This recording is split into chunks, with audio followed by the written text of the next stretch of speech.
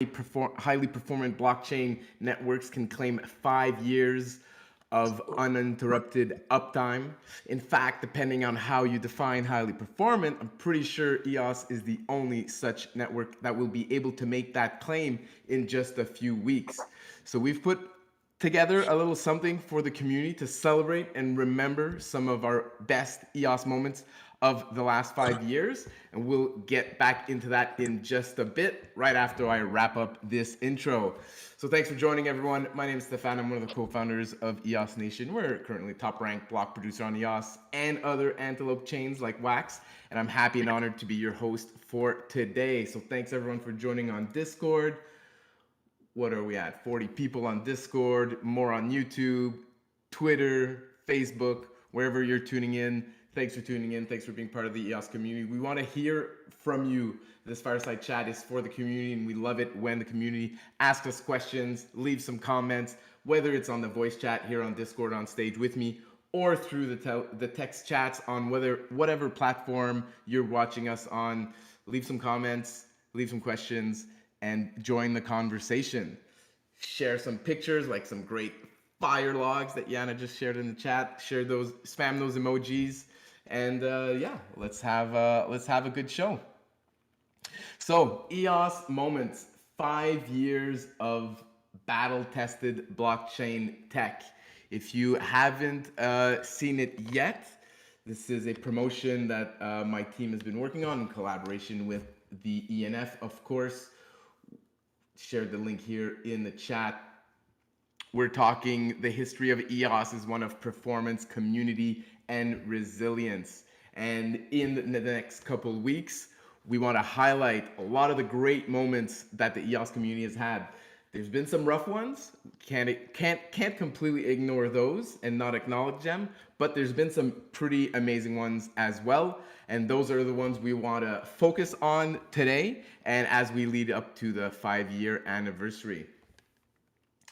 So as you can see in that tweet thread, we've compiled a list of our favorite 21 EOS moments over the last 5 years. And we'll be kind of revealing these moments over the next couple of weeks, leading up to the 5-year anniversary, which is technically on June 8th. So that's Thursday, June 8th at 8 a.m. and 8 minutes when the first block was confirmed. Now the chain was only activated a couple days later, so it was a process, right, to launch the chain. But I think the most obvious moment to celebrate would be if we had to pick a single second. Of course, it would be when the original block was confirmed. So that's on June 8th, on Thursday in 2 weeks. June 7, June 7, one day before that, we'll be hosting a anniversary special for the Fireside, and we'll also be opening our 5 years of EOS Moments NFT packs that the community is going to be accumulating between now and then. So if you haven't joined the Bounty Block contest yet, check out that link, retweet, like, follow, not too complicated, join Bounty Block. Every entry earns you a pack. You'll be able to earn a couple packs over the next couple of weeks, and then we'll get to open them together on June 7th for the Fireside Anniversary Edition. All right. So let's see what these first 5 moments are that we took. Now, of course, there's a lot of moments to choose from. We couldn't include them all. If we didn't include one of your favorite moments, please definitely jump on here and let us know some of your favorite moments. We're covering kind of the first year and a half today of the network. And if there's some other memories you have or whatever, I'd love to hear from you. If you were part of these moments that we highlighted, we love to hear from you as well.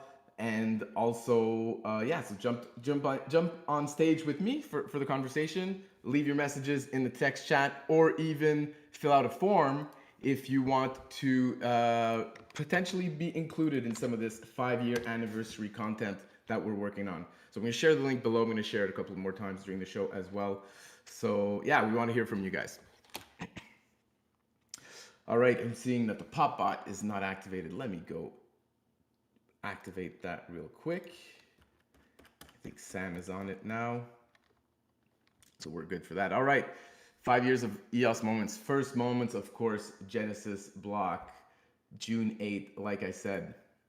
So in the chat here, what I'd like to see is who of these 45 people that are with us today, almost 5 years later, who was there on June 8th for the launch of the network? Let's see some ones in the chat if you were a EOS token holder when the EOS network launched. I'm expecting to see a fair amount of ones from all of these OGs in here, but also put out a 0 if you were not actually an EOS holder at the time of Genesis and you joined actually let's put a 2. I don't want to put a 0. It sounds rude. Let's put a 2 if you joined after the Genesis, 1 if you joined before Genesis. There we go. We got Akihi putting in some 2 jack bites. Putting to some more original community members here. Let's see who we got. We got Bywire, Mel, Lars, Yana, Lovejoy. NS James says he was not there. Lenny was there. Sebastian, Yevon, Taylor, Daniel Keys, June, Zack, Bjorn. A lot of original EOS holders. Love it. Got the Genesis accounts to prove it. Drew coming in with the facts and the stats. I like it. Yeah, anyone here have any stories they want to share about the launch of the network? Maybe it was at a particular time in your life. Maybe you were with some particular friends or EOS holders, or maybe it means something to you for another reason. Would love to hear from you guys either in the chat or of course just jump on stage. Let's hear from you guys.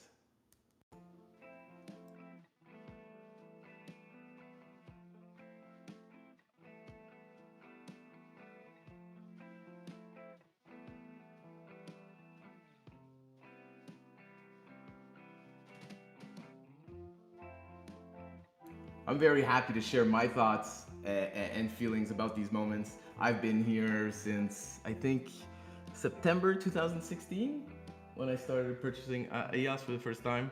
And I've certainly been through it all, showing up pretty much every day in the community. So I've got lots to say, but I want to hear from you guys. I don't want to just hog the airtime here.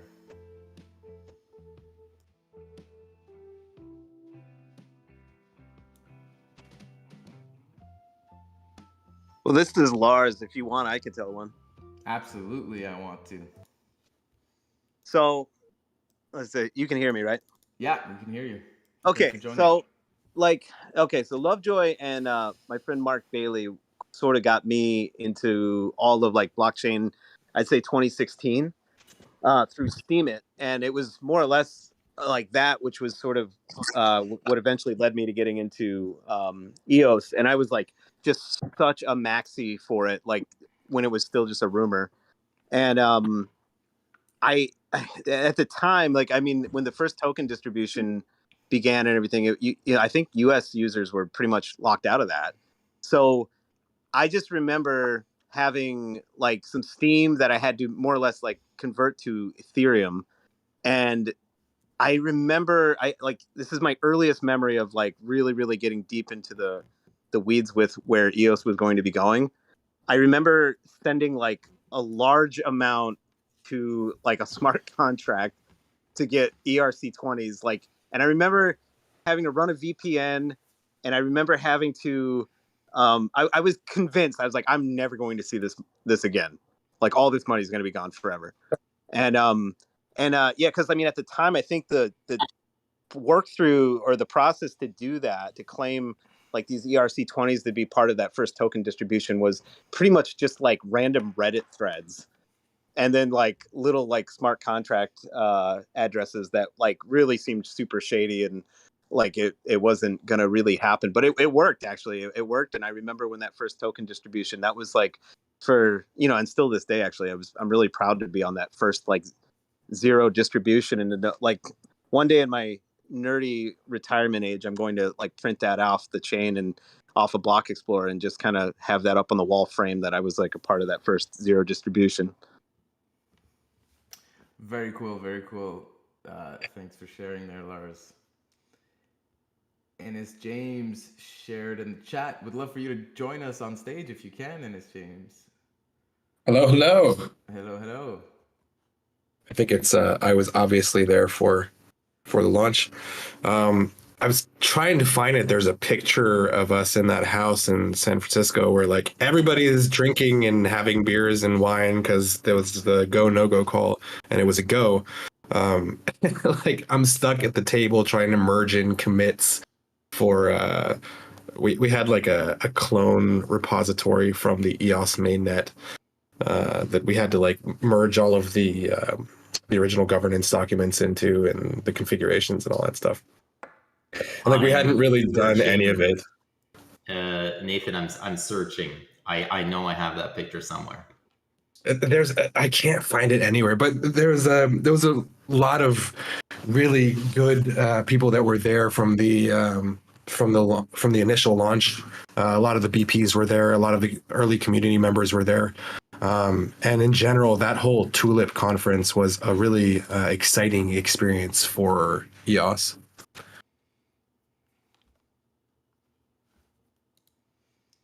Yeah, I was there at the Tulip conference actually. Definitely the most exciting crypto conference I was part of. And it was kind of surreal to me. First time going to California, first time going to San Francisco, first time being surrounded by all these extremely intelligent people working on bleeding edge tech.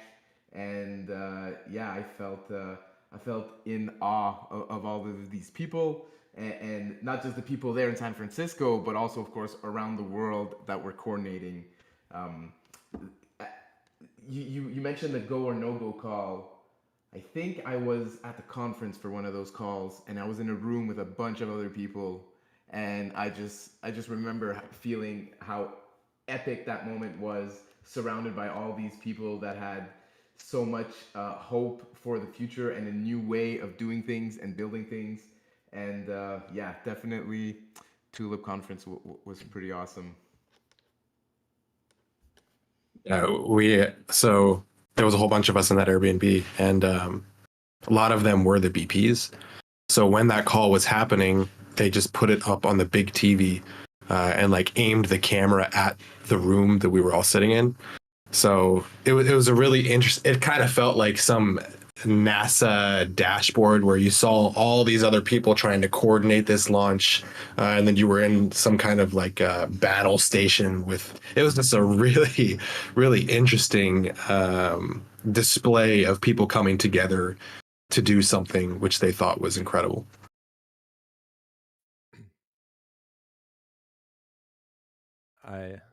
I was hunkered down in a house with Robrigo and Adam Zintarski and Philip Wizawati. I always screw up his last name, and another crew of people in Detroit at the time for the Go No Go. And yeah, just echoing sentiments of what you just said, Nathan. It was a sight to behold. I mean, I wasn't really participating in the technical side. I was doing some filming and stuff and just kind of writing and observing everything that was happening, but it just felt like such a monumental coordination event across the whole globe. It felt like a very special moment in history at the time. So very cool to be a part of. I was looking for Robrigo and others in the chat, but I don't see anybody yet. Unless hey, how's it going? Hey, you remember? I jumped in the middle of the convo. I heard you talking about go no go. Yeah, we were sharing our memories of launch essentially, and I was just saying we were all hunkered down in a house in Detroit. I think it was forgetting whose house it was now, but I remember being at Tulip Conference. Did I have that mixed up? And I think you were there. There's a lot of people having a great time, and I was like, oh shit, we got to get our nodes ready. And at the time I was doing all the node operations, so I was just kind of at the place we were staying trying to make sure everything was ready. When did block producer votes start coming in. That wasn't on block 1, was it? What do you mean on block 1? Like Oh, when like on when the first block? block got confirmed, the chain officially launched, but then there was an activation period, right, where 15% of the Okay, so I have a story for you actually. Yeah. The shit show of the early wallets. Oh, So boy. we didn't know what would be the mainnet. In fact, we actually thought that there would be multiple mainnets in the start. So the first version of Scatter and most other wallets had to be built with the ability to have unknown chains added to it, unknown networks. So we ended up actually launching with only one network, which was very different than what most of us expected. We thought that there was going to be at least 2 or 3 which would try to fight for each other, and then some exchange would come in and say, hey, you know what, this is the fucking network, right? Because the exchanges would ultimately decide which token would be listed. But it was like the first day that a network went live, everybody kind of jumped on board and was like, all right, this is EOS, and the exchanges instantly listed it. And well, not instantly, but very quickly thereafter. And then in Scatter, we had to go, and this is why I was sleeping on that couch after 2 days of just being awake, was because I was doing support basically for most of the community, because all of the voting dApps had to use Scatter because it was the only wallet at the time that you could use decentralized applications with. And we had to explain to everybody how to go in and add this network, which was now the mainnet.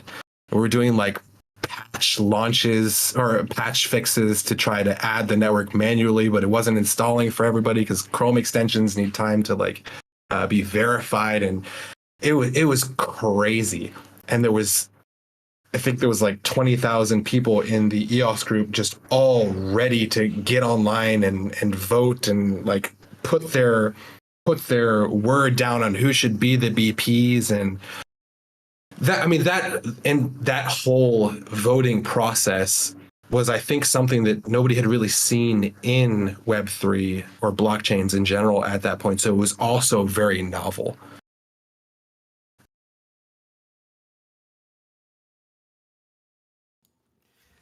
From my perspective as a hopeful block producer, I just remember the moment. I think it was early in the morning. We were in a Airbnb in San Francisco. I was there with Denis, and then the votes went live.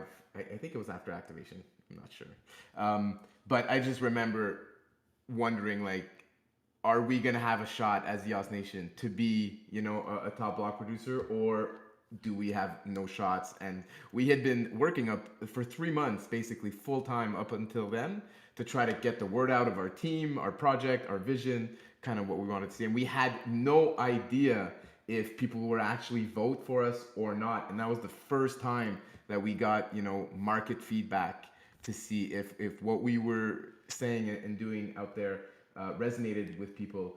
And I was thrilled to see us in the top 21 right when the network launched. There was a lot of movement in these early days. I think we peaked at like top 4, if I remember correctly. I don't know, maybe Denis remembers.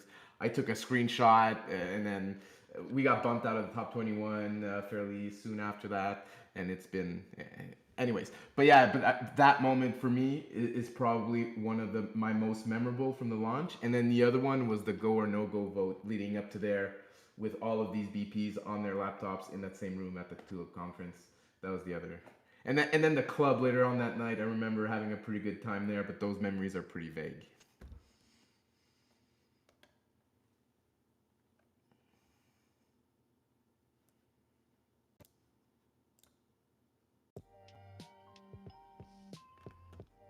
All right, well, we'll keep going to the next moment, but this one obviously Genesis block, pretty big moment. If you guys have, if you remember stories you want to share later on in the show, don't worry at all. Jump in and feel free to share those stories. And again, also, if you're listening in, not live, not on Discord, can't jump on stage with us, take a look at the Google form that I shared earlier in the show and share your thoughts there. All right, moment number 2. that we chose for this list was the first EOS Community Conference. So in August of 2018, the community was drawn together for the first EOS Community Conference held in Seoul, Korea. A lot of enduring relationships were formed within the EOS community of investors, builders, and block producers. All right, let's do it again. Let's see in the chat. Number ones, if you were at the ECC in Seoul.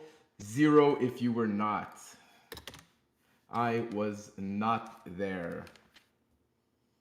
Actually, the Tulip Festival is actually the last EOS conference I've been to, which is very sad, and I'm really looking forward to trying to be there. Yeah, a lot of zeros on this one. I wasn't expecting this North American crowd for many of us to have flown over to Seoul. Oh, we got a sneaky one in there from Yves. That's right. Yves was there. EOS Nation were one of the sponsors of that conference, and Yves We paid for all of it because some people didn't know how to properly manage a treasury. Details. Yeah, it came together from what I heard was very good. I know, Yves, if you want to share a couple thoughts from that conference. And who else put a one? Nathan was also there. Very cool. The conference was very well organized. It was pretty awesome, actually, in terms of logistics. It would have been really well done. In terms of financial management, it was as poor as it can be, and so we ended up, as EOS Nation, ended up having to pay for the majority of it because of mistakes of organizers. And so that's a big part of my memory of that is just a massive bill at a time where EOS Nation was not even a block producer, so it was just completely out of pocket.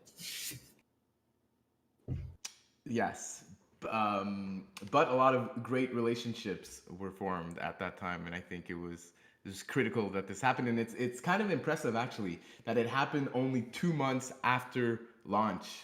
So when I was doing some research for these moments and stuff, 5 years ago, not all the details are still clear in my head, and this was kind of surprising to me, that how quickly the community came together and they're like, yo, we need to host a conference, we need to show up together. So that was very cool. Nice picture, Nathan, that you shared. Very cool. One cool story from that is, I think Nathan is when him and I met for the first time in person. And when is it that one, Nathan, where we were all on the plane together? It's that one. Yes. Oh God. Yes. Please tell that story. Okay, so this, I guess, is a good story. So everybody was in Korea, and then after the ECC in Seoul, there were a few BPs that were organizing an event in Shanghai.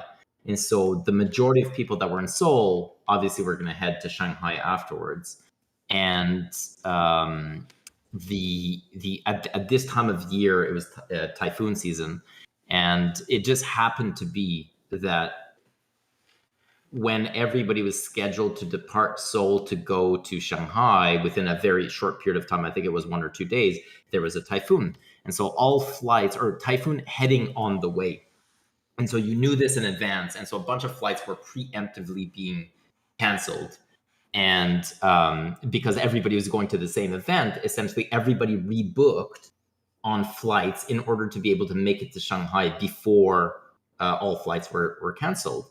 And so you had, everybody who was in Seoul together. I don't know how many BPs were there, but let's say it's 20, 25 different BP teams, the majority of the top 21 at the time, the majority of the big developers in the ecosystem. Everybody essentially was reverted on 2 flights. So we had in the air at the same time 2 planes that had, 80, 90% of the, main stakeholders in EOS all crammed into 2 planes. And if those 2 planes ever crashed, or if something happened to those 2 planes, EOS was done. Like it was really bad. Everybody got reverted because of this, flying to make it just before the typhoon hits. I think we landed and it was raining and such, and basically everybody landed an hour or so before then everything shut down. And then the events continued in Shanghai and such, and some people weren't able to get out. But I remember being in the plane. I think I was sitting beside you, Nathan. I think Yep. I were sitting together, and I took a picture. I'll also try to find that picture. And I took a picture of the flight, and 80% of people in that plane were all the people from EOS. And there were 2 planes like this. And so these 2 planes contained whatever it is, like the majority of stakeholders in EOS all in one go. And everybody was kind of joking that if these 2 planes go down, like that's it, EOS is done. And then while we're doing that, the plane has like extreme turbulence. And when you're on your plane and there's extreme turbulence, you look around and you try to find the people who are calm faced. But we're all in there like, wait, what the fuck is happening? And we're looking around and nobody's calm faced. We're like, oh shit, this is it.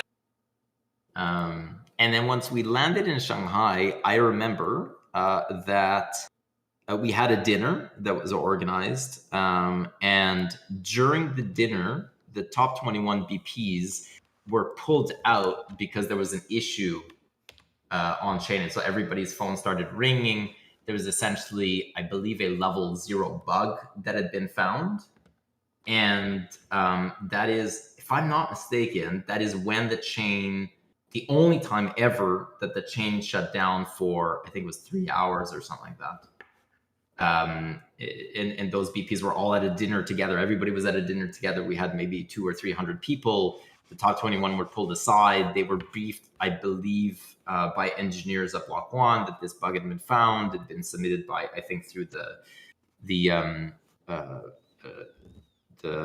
program, the bounty program, and the chain needed to be patched, essentially, on the go type of thing. So that whatever week span period, a lot of events happen within that time that are not really well known.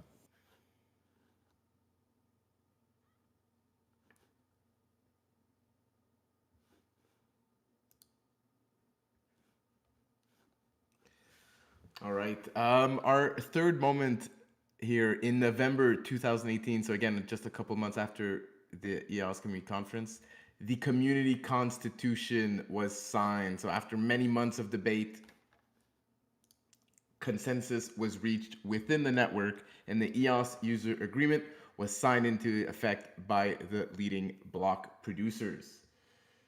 A lot of drama went into this EOS user agreement leading up to it. Anyways, I feel like not so. It didn't. That was kind of the culmination of a lot of drama, and was a very emotional part of the EOS history. Let's just say with ECAF and that whole governance attempt. I'm sure a lot of you in here were present back then. I don't know if anyone has any thoughts or any comments on some of the moments leading up to the EOS user agreement being signed. Would love to hear from you.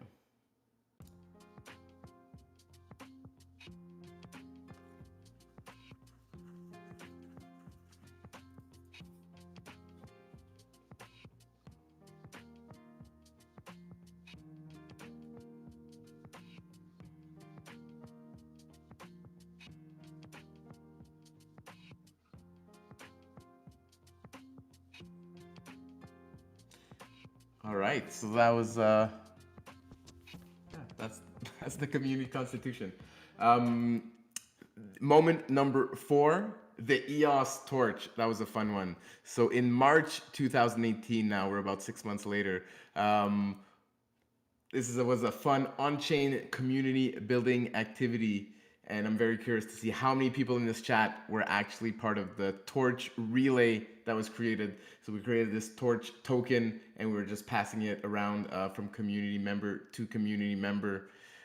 Let's see some ones in the chat if you held the EOS torch at some point. Yes, Denis coming in with a quick one for the EOS torch. We had fun with the EOS torch at EOS Nation. Denis built what was potentially one of the longest MSIG at that time for history, or it was a massive relay within the entire EOS Nation team and our EOS Nation ambassadors. So I don't remember exactly how many people in total we had on that MSIG, but we drafted an MSIG. We had, I don't know, 25, 30 people or something 32. Like that. 32, there you go. Daniel Keys coming in We, clutch. the website's still up. Some of the things are broken on that page. I dropped the link in the chat for anyone interested. Or an old relic of history, EOSNation.io/torch, where we list all of the members of the team. And we used to have a nice little map that mapped out the route of our torch around the world. That seems to be no longer working, unfortunately. 32-person MSIG. That was fun. EOS Authority, I think, still has the list of all of the torch holders. Let me see if I can find that. EOS Authority torch. But it doesn't look like many torch holders in the chat. I'm kind of surprised. Just EOS Nation so far. Quiz. Who deployed the torch token? Oh ho. I feel like Denis could answer I know this one. I actually don't know. I'm actually looking it up. I forgot, and I'm trying to look for a transaction of who did create the torch. From what I remember, it is Rude Mudcrab deployed the first NFT on EOS, and it was the EOS torch token. But this wasn't an NFT. This was an actual token with a supply of. At the time, I think they called it an NFT. Yeah, I guess it is kind of an NFT. it is, as you know, it's a not one for fungible. one. It's a single example of it. Yeah. Did anybody try sending a 0.5 of the torch to anybody? Like, was it divisible? No, it was actually like a precision of 0, supply of 1, but you couldn't send like half a torch. Yeah, so that's pretty NFT. Yeah. Exactly. Total holders 163. I can see it here on the EOS Authority website. Someone's still holding it. Who's got it? Yeah. Exactly. Let's shame this account.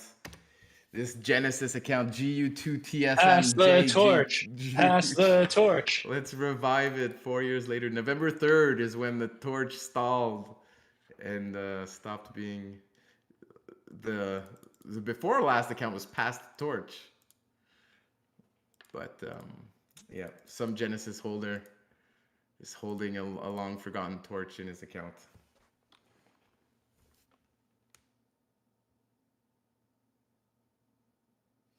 Hey, Perry coming in with some community constitution comment.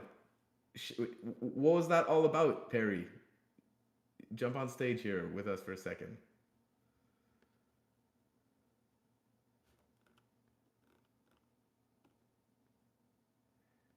Maybe Perry cannot jump on stage today. Oh, I didn't hear you call my name. I just rejoined. There you go. Yeah, no, I just saw your comment there about the EOS user agreement.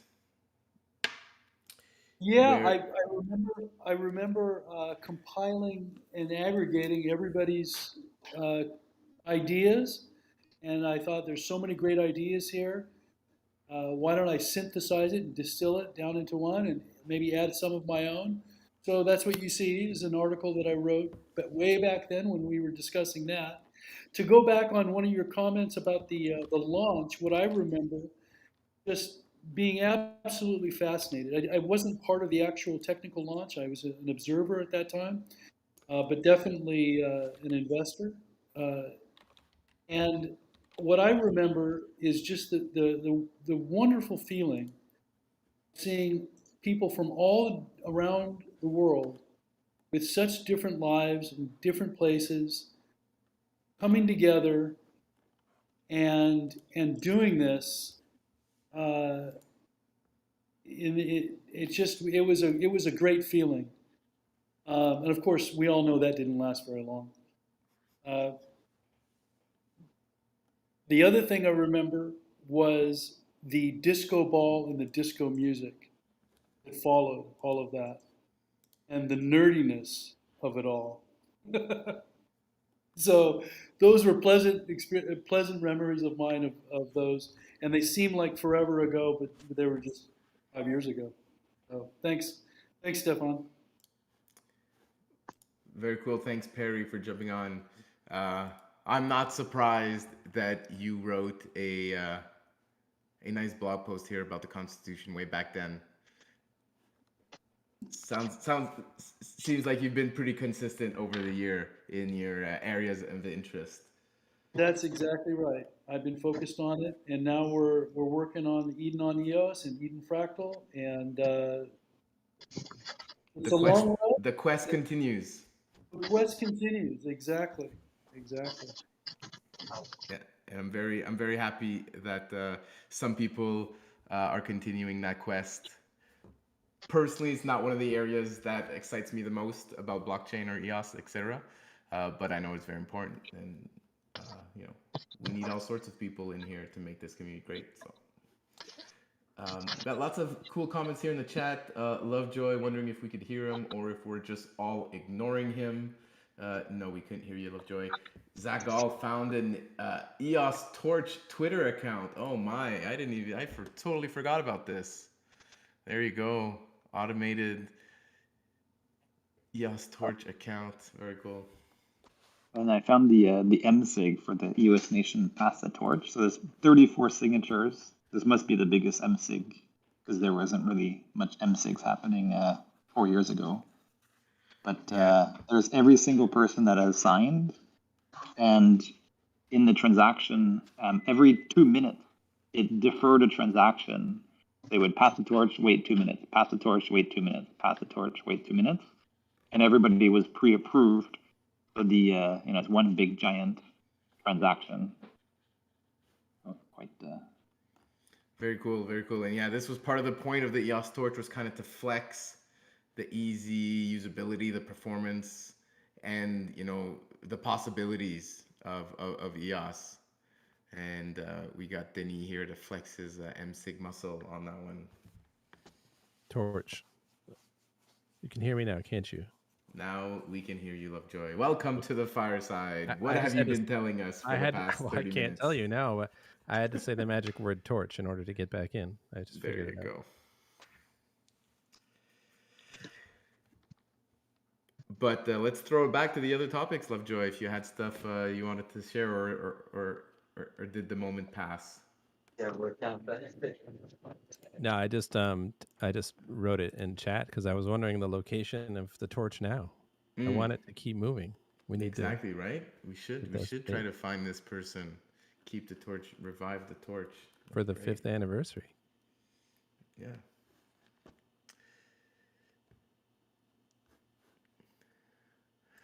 All right, let's see.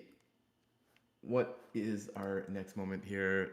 The 5th moment, which is not really one specific moment, but kind of encapsulates many moments.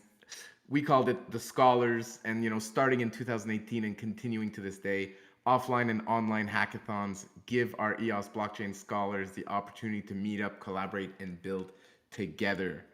Which EOS or Antelope hackathons have you participated in?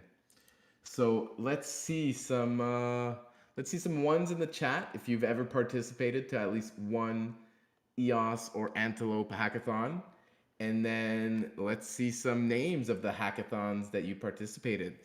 There were a bunch of hackathons from Block 1. There've been a bunch of hackathons from other organizations as well.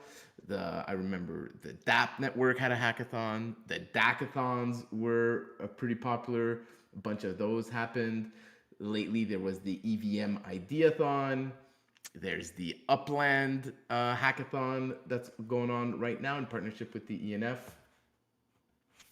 Yeah, I am unfortunately a 0 for this question. I've not participated in any hackathons. Very sad.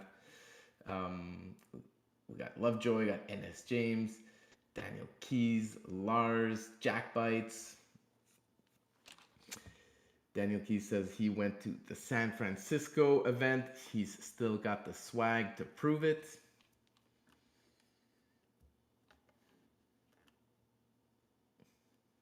That's it. Only 5? 5 people in the chat right now can claim they've been to a hackathon. I'm surprised. I would have expected higher. Oh, here we go. We got Zack coming in with a picture of him at the hackathon. Not just the one. He's sharing the receipts. There you go. the old school everything EOS crew. What about the Oslo BP Summit? Oslo EOS BP Summit. Summit. It wasn't really a hackathon, but Yeah, it let's did put it in happen. there. Why not? Hack Till Dawn. First hackathon ever. There you go.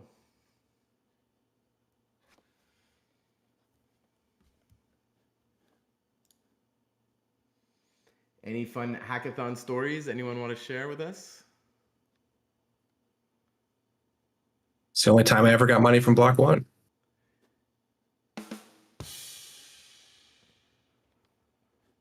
Nice. And at the same time,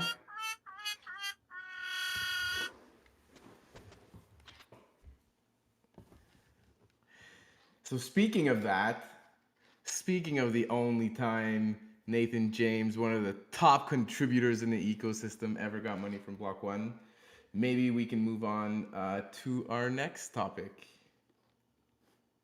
which is justice for EOS. Big, a lot of discussions has been had on this topic.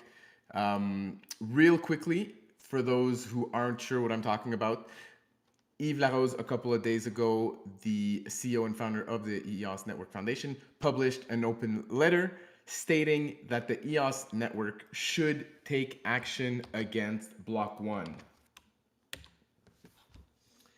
Let me share that link here in the chat. I'm also going to share a tweet thread from Yves for those who may have missed it. And basically, I'm just going to read a portion of the letter here that kind of summarizes the points. The letter states that as a result of Block One's broken promises, the EOS network is undercapitalized and the development of the EOS network has been significantly stunted. The EOS network should take action to hold B1 to its promises. After extensive review, there are two possible ways to do that. EOS token holders, especially block producers, should consider taking legal proceedings against Block One for breaking its promise to invest in the EOS ecosystem. An action against Block One by EOS token holders for its misrepresentation seems warranted. EOS token holders purchased their tokens until September 1, 2021, relying on B1 representations of ongoing investments in the EOS ecosystem. That investment, if it had occurred, would have greatly improved the functionality of the EOS network and the value of the EOS tokens. Instead, Block One has kept the 1 billion of promised investments for itself. Given the lack of action by Block One to fulfill its promises, we can only conclude that Block One never intended to make the investments it promised. If enough token holders are interested in making a legal claim, a class action lawsuit is a possibility. The EOS Network Foundation is prepared to assist in bringing EOS token holders together for the purposes of advancing a claim against Block One. So that was one of the possible ways suggested in this letter. And the other would be for the EOS Network block producers to consider a hard fork to exclude Block One owned tokens and exclude Bullish from participation in EOS token trading. This would have the effect of decreasing the outstanding volumes of EOS tokens. More importantly, it would have the effect of fully separating the EOS network from its association with Block One, driving further confidence in the EOS network. Big open letter here. This is a topic that a lot of people in the EOS community have been wondering what the status is. The ENF had mentioned that they were studying the possibility of legal action against Block One, and now we got some news about that. All right, so I'm not a lawyer, far from it. So I'm not going to be claiming to understand all of the implications here or understand what the best course of action for the EOS network is. But I'm sure many of you have many opinions that you've shared in the chats over the last few days. Maybe you want to come on stage with me and share your thoughts on this matter as well. So I'm just going to leave it there for now and see who wants to come on stage and talk a bit about this letter.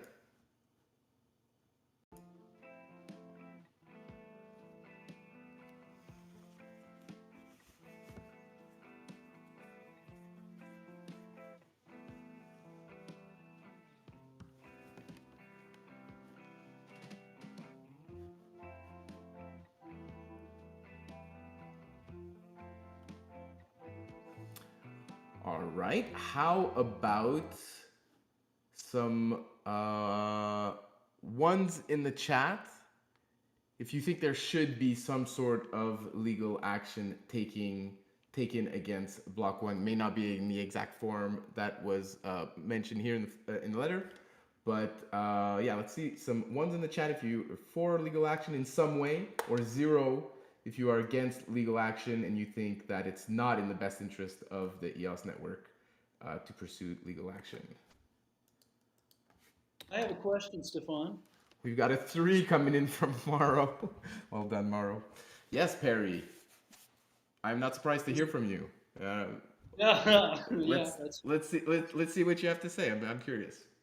okay. Well, it's really just a question because I'd like to educate myself. Is there any indication that Bullish plans to do anything beyond simply trading the EOS token with the token? Is there any I have not seen any concrete actions towards that. And from what I know of Block One and Bullish, I would say probably not. So they still have it listed, and we don't have any indication of any change of that. And this letter is suggesting that any tokens that they have on the exchange just disappear.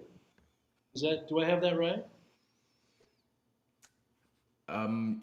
You're probably in a better position to understand this letter than I am, to be honest. But that does sound like this, that's kind of what would be included in the hard fork. Exclude Block One owned tokens. Now, are those tokens listed Block One owned, or are they customer owned? I'm not sure. I'm not sure how we'd be able to determine that. That's another good question. I guess my general response is how would that particular aspect help the community, regardless of whether, how would that help the community? Not sure. Yeah, I'm not sure. I'm not sure either. If anyone else wants to chime in here, please feel very free to do that. That's really a question for Yves, to be honest. Yeah, and probably not gonna get a comment. I mean, it's right. very yeah. All I could say is submit your messages to legal@eosnetwork.com. That's about the extent of what I'll say. I'm not involved with this file at all, so even if you ask me questions, I don't probably know all the answers. So there's been a good response so far with the emails, though. I still need to send in my email. One thing I was wondering is that if I should be reaching out to a lot of people over the last 5 years that have purchased EOS tokens because of me, not necessarily because I told them to purchase, but because they ask what I'm working on, or I share updates about EOS, and then they purchase tokens. So I definitely know a lot of people who have purchased EOS tokens. I'm considering just kind of sending out a mass email to all of the people who've invested in crypto alongside me over the last 5 years, and potentially just sharing the text here. There's a template from Trimbot. I'm going to share the tweet here. For those who don't want to necessarily think of exactly what you need to write in this email, Trimbot's done it for you. Very simple. Just basically states that your EOS token holders interested in participating in class action against Block One for failure to fulfill their promises made prior to September 1st. That's when their tokens were frozen in 2021, including the deployment of $1 billion into the EOS network. And I know that this $1 billion promise is a big reason why many people got into EOS. It's a big reason why I got into EOS, for sure. I was like, this is on track to be the largest ICO ever. That means this network is going to be the best funded network ever. Felt like there was a lot of momentum, a lot of great great people working on it. There was going to be plenty of funding for these great people, and that was definitely a big reason why I was very hyped about EOS, and a big reason why I'm still here 5 years later, still in the EOS community. Obviously, I don't believe anymore in this fake $1 billion promise. And yeah, and I think we should be doing what we can to hold Block One accountable as much as possible. I wouldn't only consider EOS token holders either.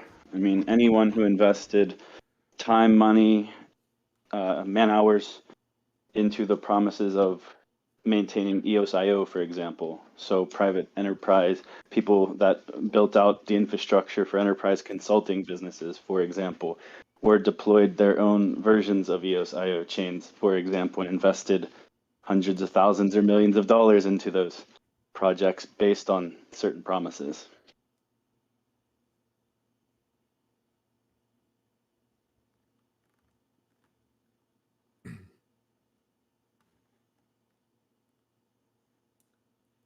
Lovejoy, you getting ready to jump in here or what? I'm tempted, but I'm just chilling. You're just chilling, tempted but chilling. Fair enough. Fair enough. Hey, Stephane, can I ask something? Yes, of course. So my question is to Yves. I mean, Yves' name is on a letter.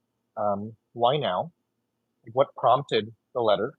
You noted a review, extensive review maybe, and I'm wondering if that prompted, like the results of that review prompted the letter. I'd like to understand like what the process of the review was.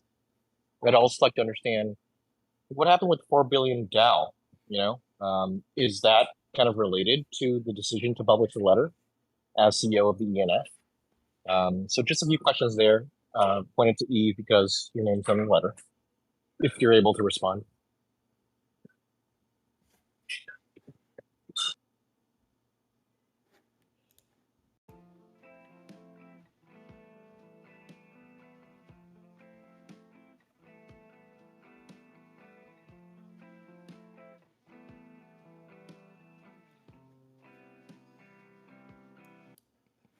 Yeah, like Zack said, I'm not sure how much Yves is going to be jumping in here, but I'm glad you asked the question. It's a good question, for sure. It's I don't want to say odd. It's noteworthy that Yves would pen the letter, put his name on it, but not be able to even speak at a high level, even abstractly, even just to say I can't say anything for legal reasons. I'm not like it's. I'd like to hear you. His Oh, I'm mic. sorry. If you look at the icon in Discord, his headphones off, so he can't hear. Okay, if he's unavailable, then that's okay. Thank you. If that's the case, Every then one of these calls are recorded. Every single speech that Yves has ever given at a conference is recorded by certain third parties. Like I saw it firsthand. Like that's what everyone kind of needs to consider is like anything shared publicly is shared. It removes any element of surprise. And he's stated that on a previous Fireside before. I guess I'm not, Zach. I'm not surprised in the least. I think it's been clear all along the way, E's position, about B1's shortcomings and their inability to follow through on a lot of their commitments. But my question stands is why now? And then he noted a review. There was also the 4 billion DAO. So those are the kind of pointed questions I have. I'm not surprised in the least.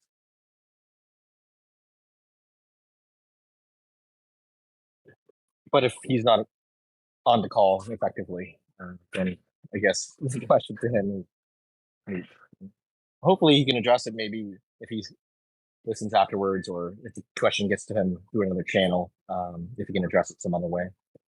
It'd be appreciated.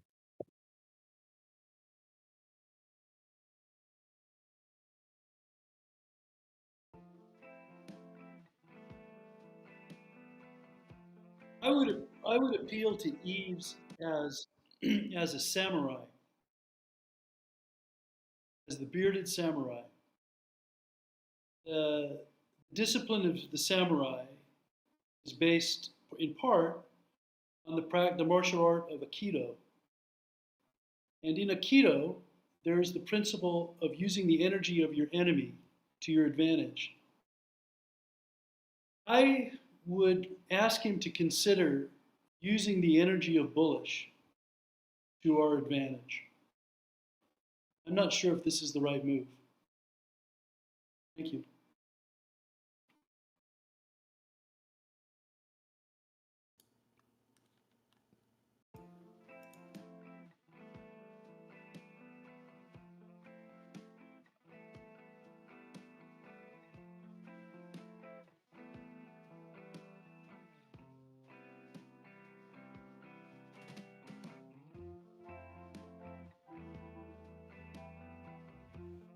Also, I'm not necessarily saying that B1 is our enemy. I'm not making that judgment. But if they are, uh, we should use their energy. It's kind of wasteful, I think.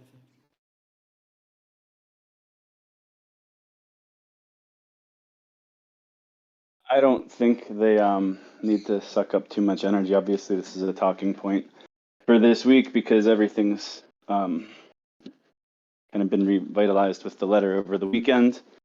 It's going to be a process. I'll just repeat, submit your emails to legal@eosnetwork.com, and that's probably the best thing anyone could do right now. And I guess timing matters on these emails. So, you know, the more emails are sent, the quicker, the more, the more people show interest, the likelier, I guess, it is to continue forward with these. Yeah, I also I don't think anyone wants to talk about it every week. It shouldn't be like a top narrative. All the crypto media picked it up. They all loved it, but it's not something that I think needs to be in the news cycles every week or every month. It's something that can be ongoing while we still continue to do the work that we've been doing. Yeah, totally. But I may bring up some reminders and remind people to send that email over the next couple firesides. Yeah, there was an update to the completely unrelated, but there was an update to the previously settled, reopened class action. That was pretty interesting. Did anyone have a chance to dig through that court docket? No. When was this update? I don't know what day. Like a couple of months ago, or like something more? No, there was an update recently. I don't know what day. And I'll repeat, I'm firewalled from all of this, and so is most or all of the other people in the ENF. So I don't have a whole lot more information than I share here, and that's for good reason. Same with everyone else on the team. So, including Block One previous former Block One employees, none of them are involved with this. But I can speak on what I read in that PDF file. That's a completely separate issue. I don't understand all of it. I'm not a lawyer, but on page 5 of the docket, it mentions how there will be like some kind of media push around it as like court mandated, and it calls out like CoinDesk, Cointelegraph, Google Ad Network. A media push about what exactly? I'm not sure. I'm just pointing out. That's regarding I didn't read the whole thing, man. That was awarded a year ago and then like potentially canceled. There was a tweet by Trimbot that had a PDF.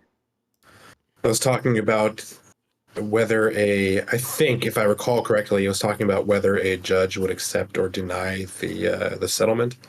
I didn't get a chance to read fully into it though. I'll see if I can find the tweet. Yeah, I just saw that it was posted. I don't want to. I didn't read the whole thing. I don't understand it. It was just an update on it. Like every couple of months, it seems like there's an update shared, and usually Trimbot or someone else in the community usually shares them.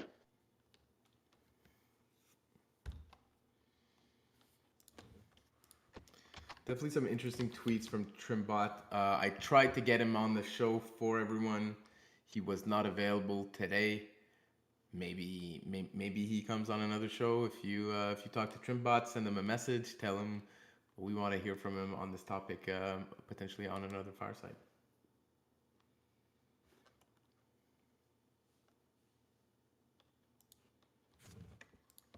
Yeah, I think it's difficult to have an anonymous figure with such, it's making such influential moves. That's rough. That's rough to take.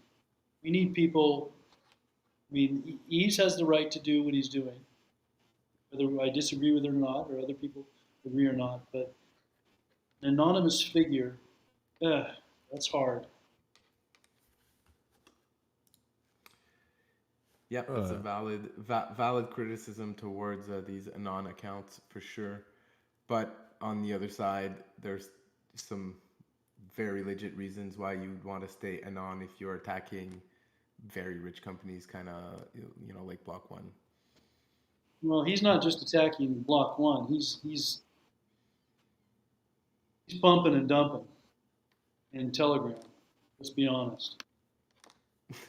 I think there's one thing to point out. This is Chris Barnes just jumping in, I guess. The Trimbot thing, Twitter, there is a history of Twitter, they will respond to legal injunctions essentially. So even though Trimbot, quote unquote, is anonymous, there is he's not, anonymity is not as cut and dry as some of us might think. So I think he still has to watch what he does. I think it's part of the reason why he probably stepped away. And he has said some things that, especially towards Bloomer himself, and he's kind of stated some, call them accusations, but they're a little more strongly worded than that, could bite him in the ass, I think. I mean, I'd be cautious if I was the dude personally. But I just have a question about generally, when we're looking at this narrative of suing B1 because of the unfulfilled promise of $1 billion, that seems to be the big talking point. Has anybody actually gone through and done a real serious attempt to try to figure out what Block One did spend? Because I think a lot of the narrative is like, when they gave the 500,000 to Eden, for example, I saw a lot of comments like, well, there's 0.000% or whatever of the 1 billion. It basically is kind of presupposing that $0 were provided from that $1 billion commitment that is always referenced. I just don't think that's accurate. Because they did give to some investment firms like Galaxy Digital, and maybe they might have failed in what they were trying to do. But is it Block One's fault entirely? Is that still count as $0? When they did different hackathons and grants, that's all real money. And does anyone have a number? Are we just kind of just going with this like it was 0, so we deserve 1 billion? Or are people actually being slightly more responsible and trying to actually come up with an actual factual number based on the fact that B1 did give money to some stuff?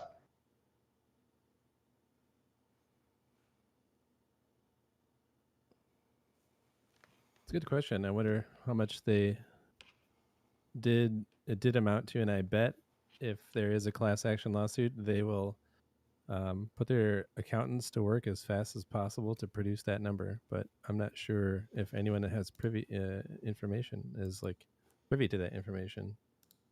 There's no way it gets up to 1 billion. And if you're like, oh yeah, hey, I gave this team $1 billion, I told them to invest in EOS, but they invested in Ethereum. Oopsies, that's not my fault.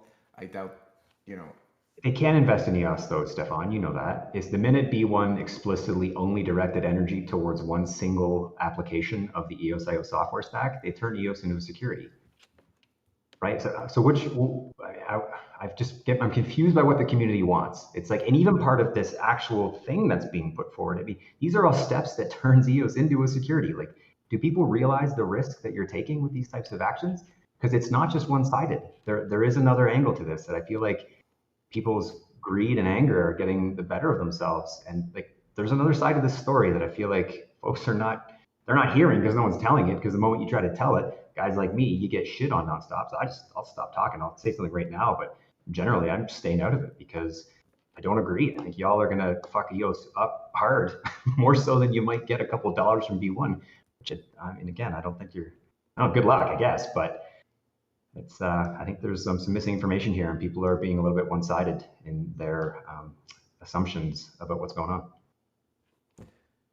I'm going to leave that up to the lawyers, but if there's a list for aggrieved token holders, I'm definitely going to put my name on that list,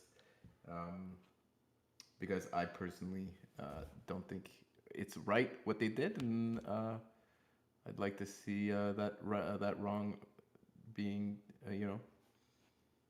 punished somehow and right.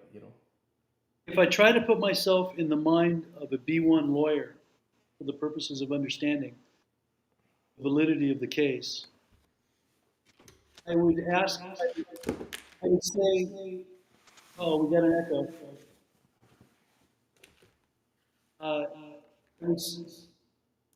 I would say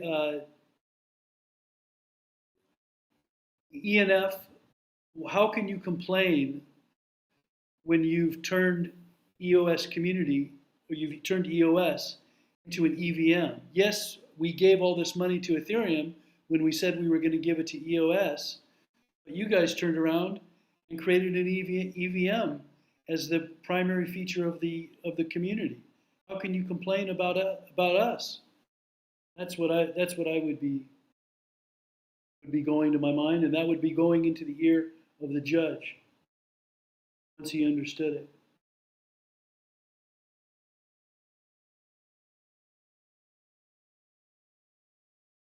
That's all. Thanks. I want to comment on one thing Chris said. Has nothing to do with what everyone's talking about, but Twitter is not anonymous. There was a stolen Bored Ape the other day that was sold back to its original owner, and the innocent middleman who handled the transaction, who basically said, "Oh, the hacker gave me custody to try to sell it," he happened to have a blue check mark, which, as we all know, costs money right now. It's $10 a month, so you're basically KYCing with Twitter, and the guy basically is fucked because Twitter is not anonymous. I agree with that. I mean, especially with the putting your credit card in anything, you're no longer anonymous. It's very hard to stay anonymous. You need to work very carefully at it.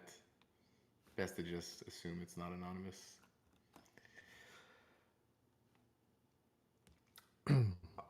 All right.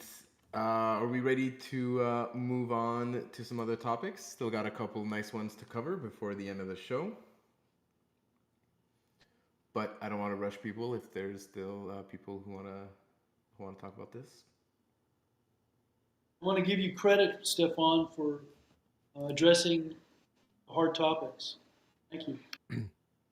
Thank you, Barry. I just want to say, generally speaking, that when there is a grievance between parties, sometimes a third party is needed in order to get closure and put and close a chapter. And so, it makes sense that people would want to pursue that path. So I sympathize. It just seems like maybe the only path in some respects for the EOS community to get there. Because I hear a lot of people saying like, "I'll put it all behind you and do this or do that," or even the other side too. But yeah, generally speaking, the only way is to have a mediator or some intervention of some kind in any conflict. So I don't know how you get there without that, personally.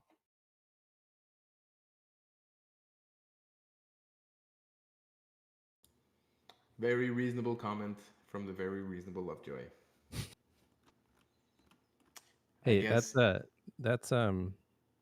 who do I call the most reasonable man? Aaron, he's the most reasonable man. maybe I could be like second or third, most reasonable. But Fair enough. Fair Yeah. enough.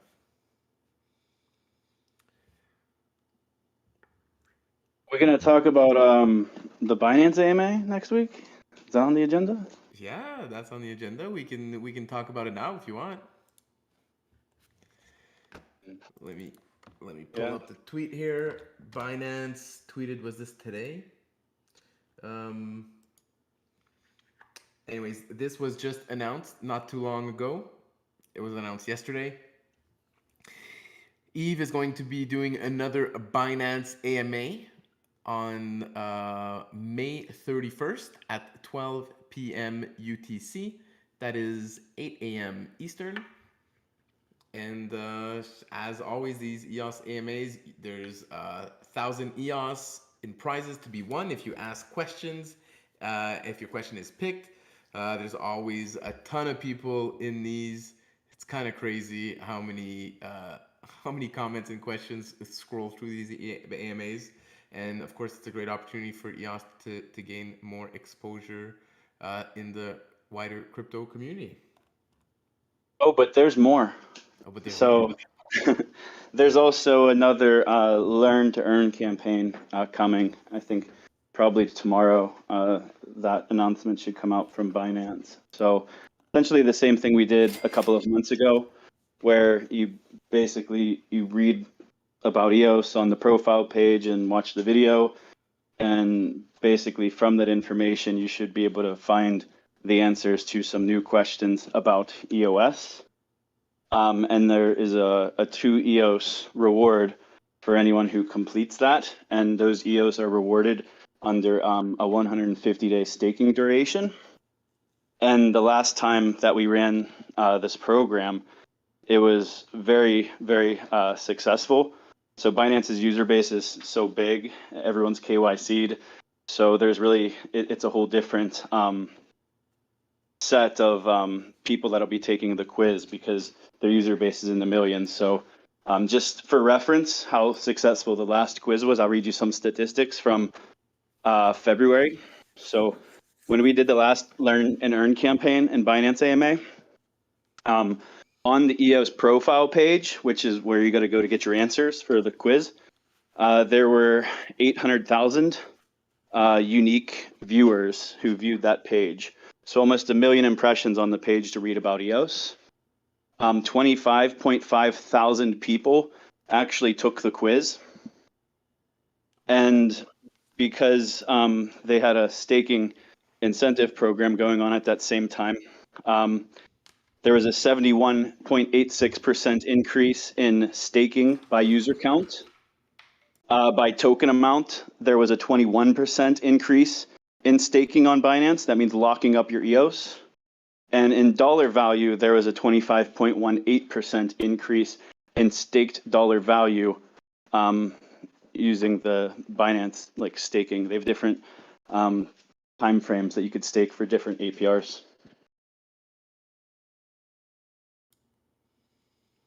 Very cool. I don't think I had heard those stats before. Those are fairly impressive numbers, sounds like.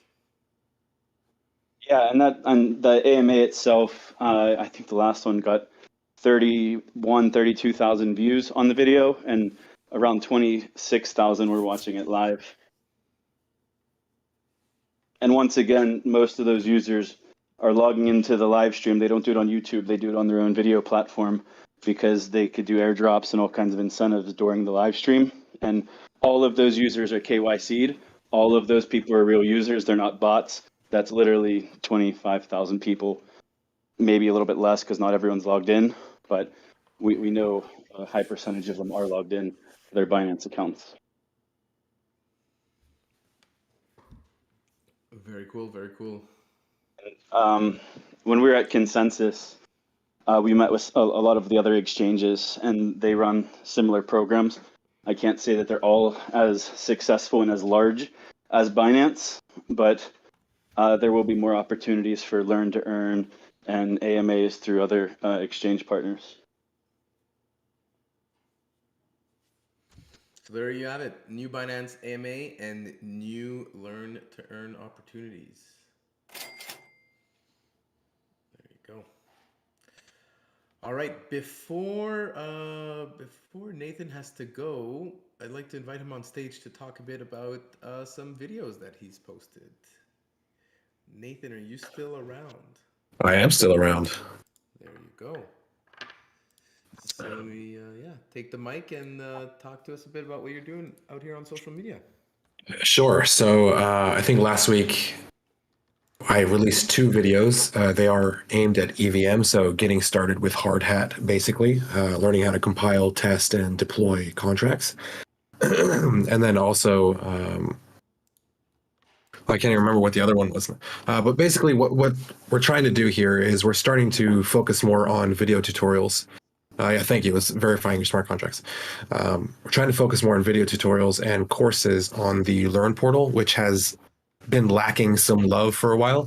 The original intention for it was to have a lot of videos there, both from internal and the community, but the documentation lacked more love and was a little bit more pressing.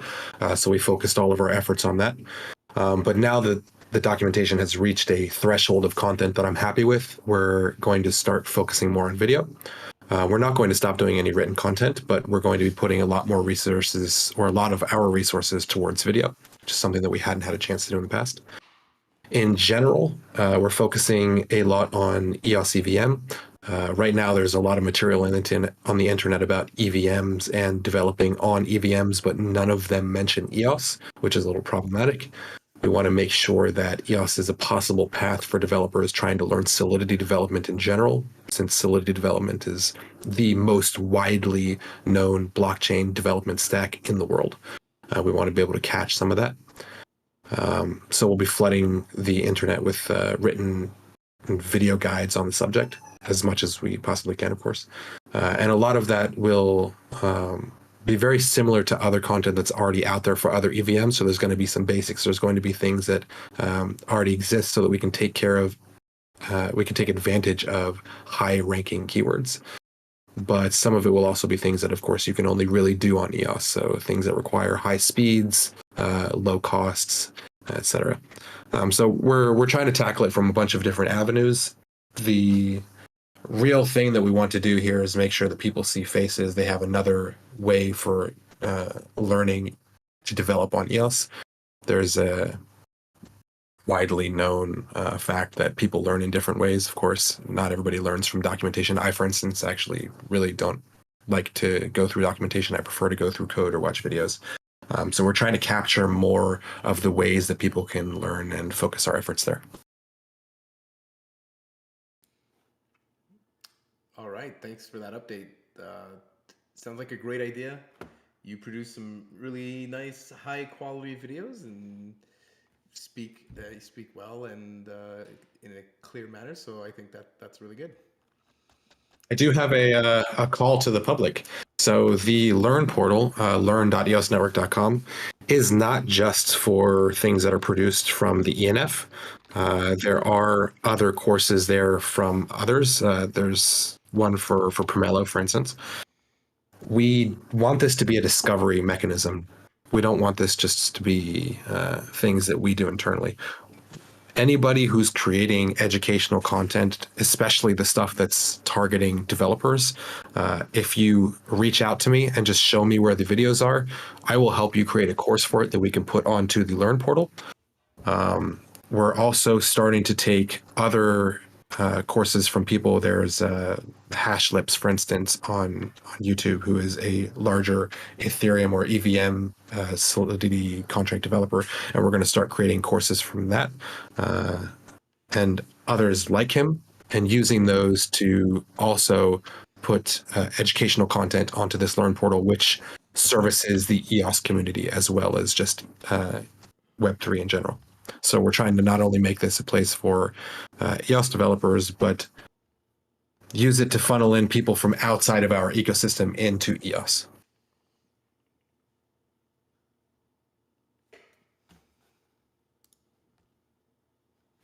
Good stuff. All right. Moving on to our next topic, let's talk a bit about WAX IBC. So, interblockchain communication on Antelope has arrived for the WAX network. And now, if I'm not mistaken, this means all 4 Antelope Coalition networks are now connected together. Wax, EOS, Telos, and UX can bridge assets from one network to another in a way that doesn't require trust of a third party. Very cool. Let me see here. Is Brendan still with us? I know Lovejoy was very excited when we talked earlier about this topic. I don't know if you want to share your excitement with the community. Yeah. Man, I I don't know about anyone else, but I've been super pumped about IBC since it was talked about like 4 years ago at least. Just the idea of multiple, we didn't know it would be called Antelope, but multiple Antelope networks all being able to interoperate like this is a kind of a dream come true. I'm super pumped. It's like I always visualize Voltron. That's why I dropped Voltron in the chat there, because I grew up in that era when the 5, actually it's 5 lions. So technically we're going to need to add one more chain to make Voltron. We just have 4. So it's like really a body without, maybe like a head with missing a leg, or I don't know. But we have all the chains connected. So, and I don't know if anyone's done like the round robin of passing tokens between every different chain, but it's pretty epic. We can do some pretty cool stuff now, and of course, adding horizontal scaling and all this stuff on top of it for each. I mean, it means more. The IBC, obviously, the IBC protocol means more than just being able to connect the coalition blockchains, because it also means we can all have side chains if need be, or single purpose chains. So very stoked. Just feels like the coalition is finally connected. So yeah, I'm super pumped. I'd be curious to hear other people's thoughts on it.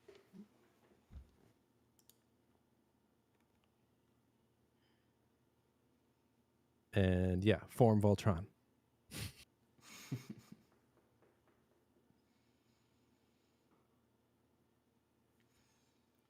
IBC. There we go.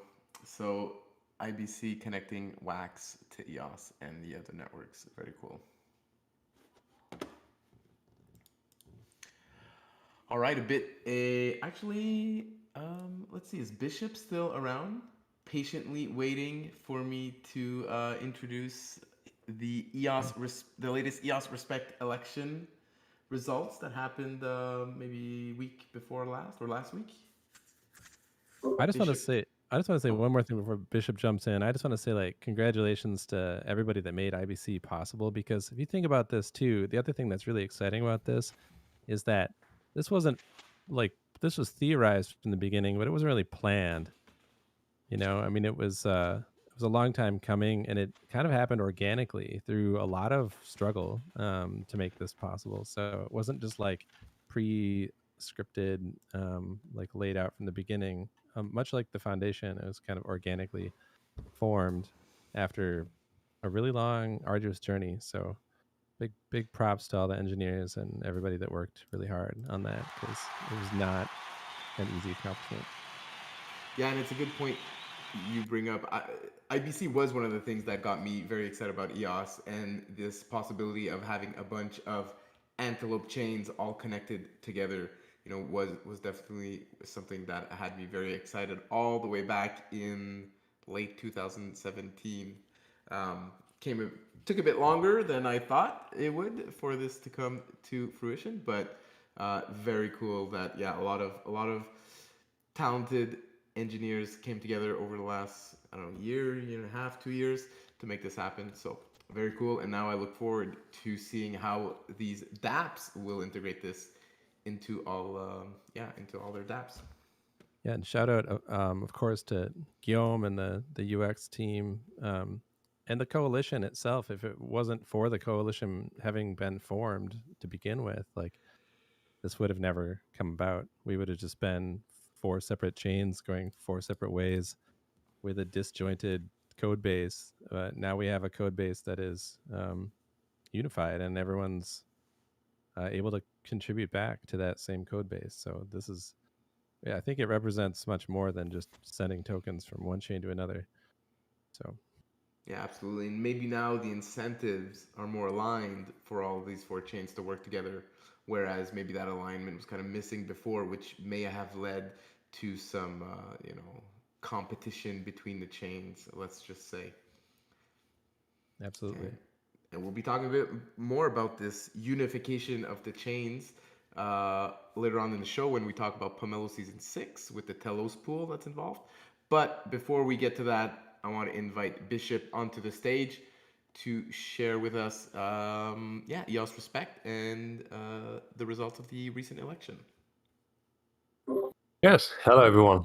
Thank you, Stephane. Very interesting discussion so far. I only got into the EOS ecosystem about 2 years ago, so it was very touching hearing all of these different stories about the inception of EOS and these very personal stories about how everyone experienced it. So on my end so far, very good. So for my 2 years in the EOS ecosystem, I couldn't be happier. I found a place where I could thrive with your support, and I'm very pleased where I'm at right now. So I'm here to discuss the EOS Respect elections. So for everyone that isn't familiar with this concept, EOS Respect is the ambassadors program of EOS support. So we cloned the EOS Eden OS D app used in Eden elections. We renamed it Respect OS and improved it even further. Since the development was stopped at the time by the Fractally team on Eden, it was good that someone took over and made it available to many other organizations. So we did just that. We offered our services to help any organization implement it for their specific use. And we developed the EOS Respect Treasury that anyone or any business can donate to. And we started, having elections for 9 months now. And, whenever someone wants to know how they can join EOS support and contribute to our team and everyone involved with us, we can simply redirect them to EOS Respect.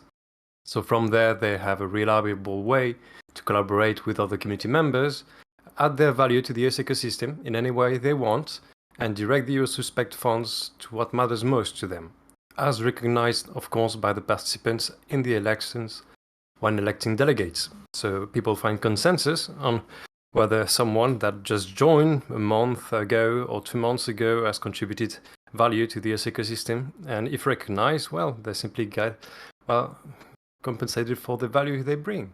Very simple. And for 9 months now, we couldn't be happier. We have just released the video recording for the 9th election.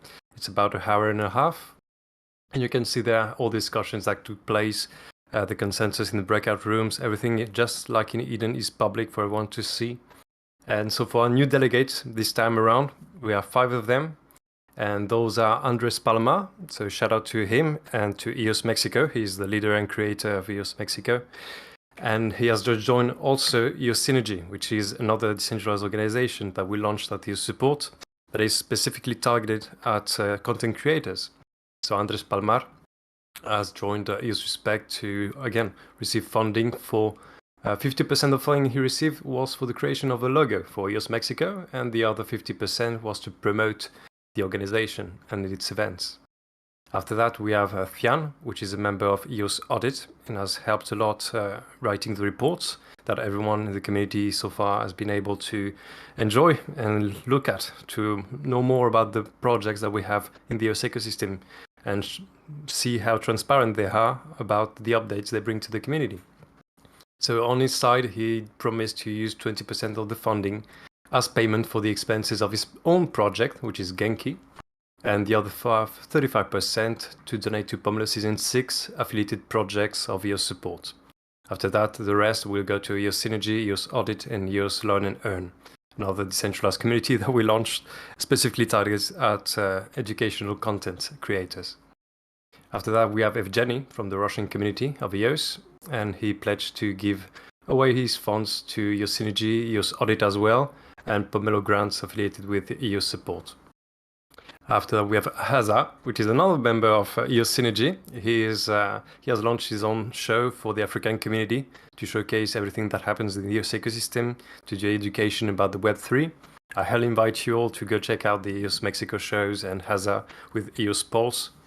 And, he promised to donate to EOS support and as well EOS Respect affiliated projects. that you can all see all the affiliated projects with your support. So these are projects that are affiliated with us, that have pledged to respect the bylaws of your respect, and have a direct line of contact with us. So all our collection on Pomelo, we have around 30 projects affiliated with us. So that's a good place to see which are the projects that, well, took the initiative of taking a step forward and, well, showing real transparency about what they do, what they're working on, and regular updates about their work. After that, we have only 2 delegates to go, and these are Nicolas Davoine from EOS, which has pledged to do swarms for Randall Roland, which has posted many tweets so far showcasing the EOS ecosystem. And 80% of the funds after that will be used for the swarms, and the other 20% will go to EOS Vietnam at the next Pomelo season. And after the last one, we have Sukanta, which is a member from the EOS community in India, which promised to give equal parts of his fund to EOS Synergy, EOS Nigeria, and MetaHub. So what we can see from here, and what we can see from everything that's been happening since the 9 months that we have done these elections, is that not only one project from the delegates enjoyed from the funds they receive. Most of the funding that the delegates receive are going to different projects in the EOS community and at Pomelo seasons. So that's a very pleasing thing to see. And for 9 months now, we have seen the community grow, even more people come in. So that only helps with the synergy that EOS Respect has wanted to bring to the EOS community. And the next step for us will be to prepare for the on-chain launch of the new decentralized organizations. So EOS Synergy, EOS Learn and Earn, and EOS Audit, with the specific goal in mind to have these communities with specific goals for people that have unique skills that they want to bring to these communities. So EOS Synergy for the content creators, they want people that want to promote EOS. And after that, EOS Learn and Earn and EOS Audit for the auditors. So very exciting election so far. Very pleasing to having hosted this one. It was on May 16th, just last week.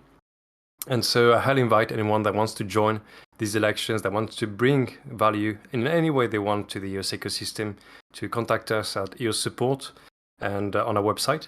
And so from there, we'll induct you into EOS Respect. And you'll be able to add your value in any way you want, and we'll find consensus on the best delegates to elect at the next elections in 1 month. So thank you, everyone. It's been a pleasure. All right, thank you very much, Bishop, for that great overview of the most recent EOS Respect election. Obviously, EOS Respect, you talked about Pomelo. That leads us to our next topic. Pomelo Season 6, just around the corner. Applications open in 1 week. And the team recently released the Pomelo Grants Season Handbook, Season 6 Handbook. So, this is for all seasons, actually. Let me share the link here in the chat. Basically, this document compiles a lot of information and content that the Pomelo team has published over the last year, maybe even more. And so if you're looking for questions, if you're looking for a particular post, this is a great spot to start. This is a great post to share with community members that you're trying to invite to the Pomelo community or that may have questions. There's a ton of information in this document and a ton of links as well to learn all about quadratic funding, the trust bonus, what are collections, grants, when applications close, donations close, what the analysis period is all about, all sorts of aspects of the Pomelo crowdfunding platform you can find information about in this article. And then the other thing I wanted to quickly mention about Pomelo is that our Telegram channel has now been divided into topics. So the Pomelo community has grown a lot over the last 5 years.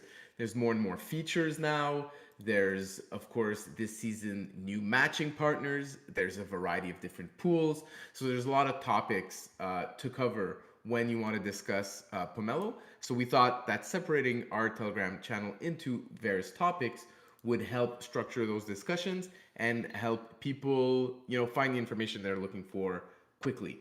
So we've got 6 current topics in there. So we've got the grants, which is probably going to be our most popular channel leading up to season 6 and during season 6. So in this channel, we encourage both Telos community members that are posting grants for the Telos pool and EOS community members posting grants for some of the EOS pools to talk about their grants, their ideas, questions, etc.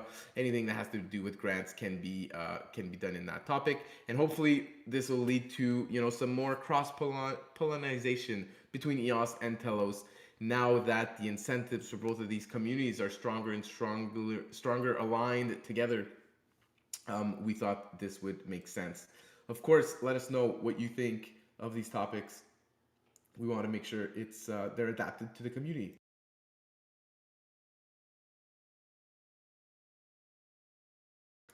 Sorry about that. Other topics, my God.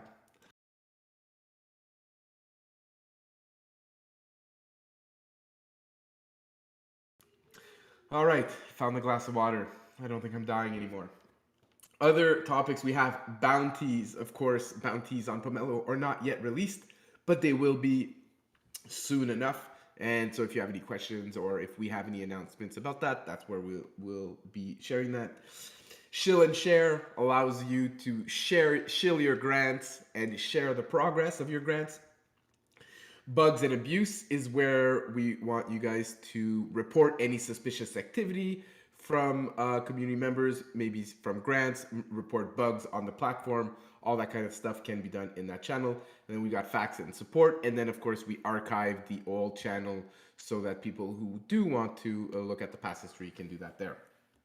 So that's a quick update on my side from Pomelo. And yeah, so that's what that's all about. All right, let's see what else do we have here. We got a couple more quick topics before we wrap up the show today. Operator Roundtable summary from the good people at EOS Respect.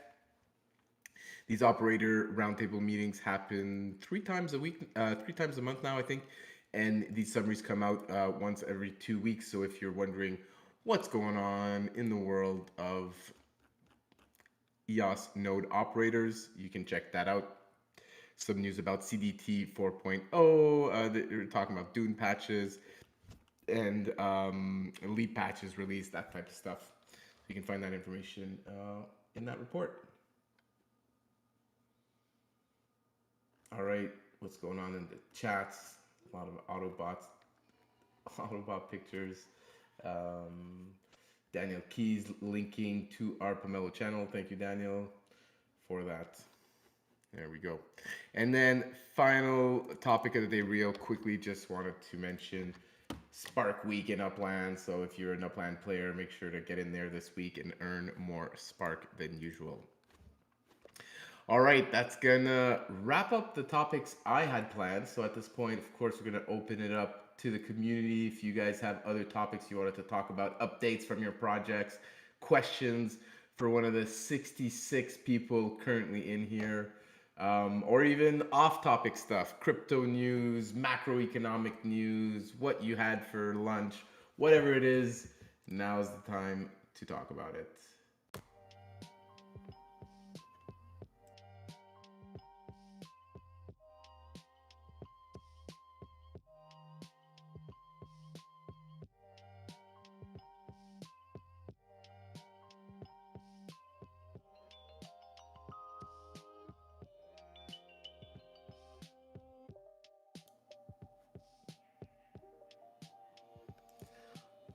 All right, is that it? No friendly banter, no random topics, no random questions.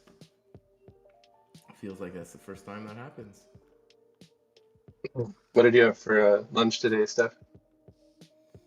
What did I have for lunch? Oh, a salad, nice healthy salad, with a side of not so healthy chips after that. Perfect. It's perfect. That's a balanced diet. There you go.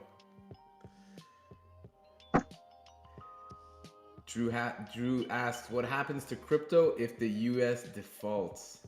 That's a great question. Dun, dun, dun. Let's wait a few days and we'll find out. Shit. Is the default preordained? Is this planned? Is it going to happen no matter what? Because it's supposed to. I just checked the markets for the first time today.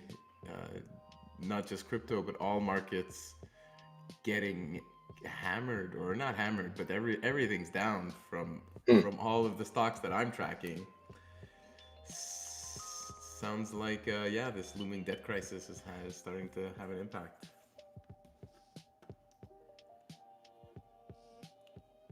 Jack Bites wants to know some opinions about Fed Now coming in July. What is the Fed Now? That's like a CBDC light or something from the U.S. government? Wasn't it another blockchain that had a piece of that? Isn't it like Proton or somebody? Metal? Metal? Yeah, Metal. Yeah, I don't know. Yeah. I saw some news about that on Twitter recently, but I didn't quite understand what it was. I didn't either. It was a little close to home though. It felt like it was like a derivative, like former, not quite Antelope, but EOSIO based, maybe. Maybe. Which makes sense if you were going to power a CBDC. I did actually read a little bit about it, so maybe I only read the non-relevant parts, but it seemed like it was on centralized services and not on blockchain. Huh. Oh. Though I also saw Proton/Metal mentioned there in some of the news.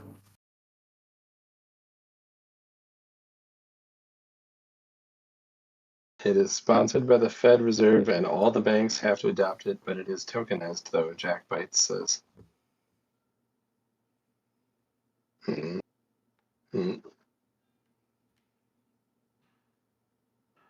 Andrew has the answer to what happens to the crypto markets if the US defaults. He has proclaimed that one Doge will equal one Doge. Well done, sir.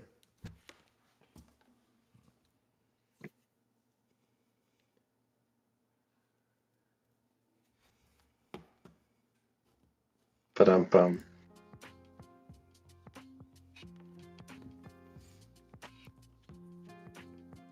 If the US defaults, maybe Elon Musk will just buy the US. Is that possible? Anything's possible with Elon Musk. I like how you said that as if it already hadn't happened. I'm just leaving a little room for the imagination, you know.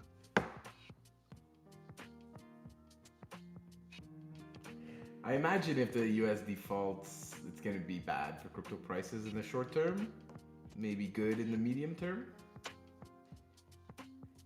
and of course good in the long term, but I always assume everything's good for crypto in the long term.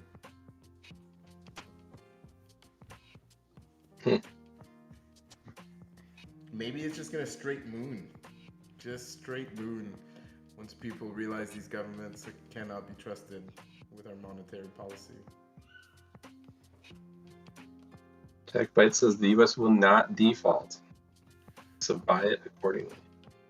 So buy it accordingly, yeah. It hasn't defaulted yet, to my knowledge, at any point, have we ever? No? Like, we always get really close. No, I think I read somewhere that it has in the past defaulted on some things.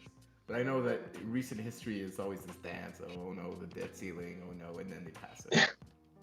Yeah, it's like a ritual we perform every so many years. Everyone freaks out about the debt ceiling. The market is shaking it off until recently. What is it? Dow drops for a fourth straight day on US default worries. Random article here. I'm being promoted. So yeah. Imagine how much money you could make if you knew the deal was done, but it wasn't public yet. These Politicians / best traders in the world. What a job.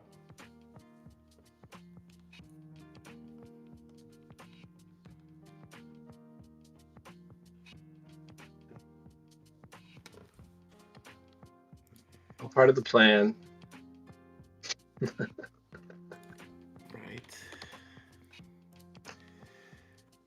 All right. Friendly reminder, get your pop tokens in the PopBot chat for today. Jump in here on 5 years of EOS Moments Twitter thread if you haven't yet joined the contest. This week's contest ends on Friday, and then you'll get your EOS Moments box after that. And then join us for Wednesday, 7th of June for an anniversary themed Fireside. Should be a fun one. Oh, one thing I'm gonna start doing actually during these outros is teasing some of the potential guests that we'll have on next Fireside. So I'm currently talking with John from Boyd to have him on next week, talk about the Antelope firewall that he's been working on. And also we may have Edgar from Edenia coming on to talk about a recent article that the Edenia team published. I'll share the article here in the chat right now for those of you who want to do your homework and get ready for potentially Edgar or others from the Edenia team. Title of the blog post is Understanding the Microchain Design Pattern on Smart Contracts. It is long, it is technical, you have been warned. But hopefully someone from their team will be able to dumb it down for some of us next week on the Fireside.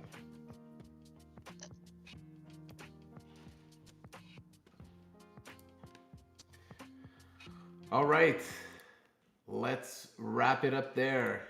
Yeah, baby, yeah. Thank you everyone for joining this Fireside.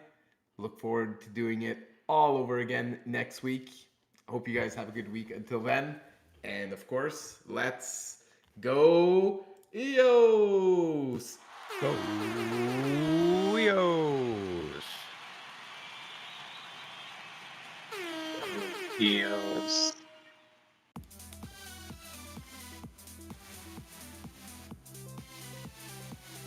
Go Gadget, go. Yeah, man. The 80s live on.